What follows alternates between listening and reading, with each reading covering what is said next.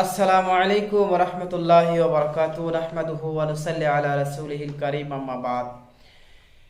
সম্মানীয় দর্শক, কেমন আছেন? আশা করি ভালো আছেন। সবাইকে আমার অন্তর থেকে সালাম জানাই। আসসালামু আলাইকুম ওয়া রাহমাতুল্লাহি ওয়া বারাকাতুহু। মহতরম দোস্ত বুজুর্গ, আজকে একটি গুরুত্বপূর্ণ বিষয় নিয়ে আবার আপনাদের সামনে চলে আসলাম।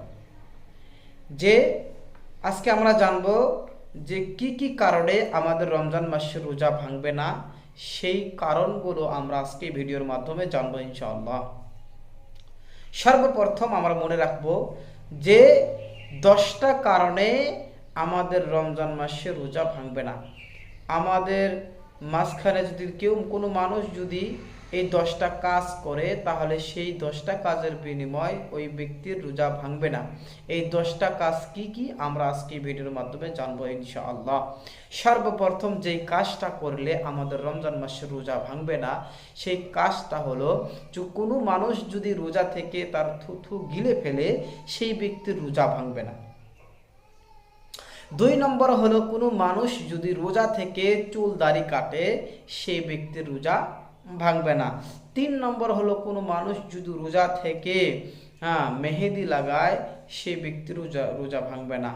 4 নম্বর হলো কোনো মানুষ যদি রোজা থেকে তার নখ কাটে, তার নখ যদি কাটে, সেই ব্যক্তির রোজা ভাঙবে না। 5 নম্বর হলো কোনো মানুষ যদি বমি করে, কোনো মানুষ যদি বমি করে আর বমিটা যদি অল্প হয়, সেই ব্যক্তির রোজা ভাঙবে না।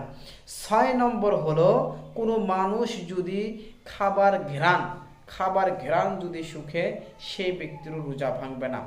7 নম্বর হলো কোনো মানুষ যদি কোনো সুগন্ধি যদি শুকে, সেই ব্যক্তির রোজা ভাঙবে না। 8 নম্বর হলো কোনো মানুষ যদি মাথায় তেল মাখে, সেই ব্যক্তির রোজা ভাঙবে না। 9 নম্বর হলো কোনো মানুষ যদি ভুলবশত কোনো বস্তু খেয়ে ফেলে, সেই ব্যক্তির রোজা ভাঙবে না। 10 নম্বর হলো কোনো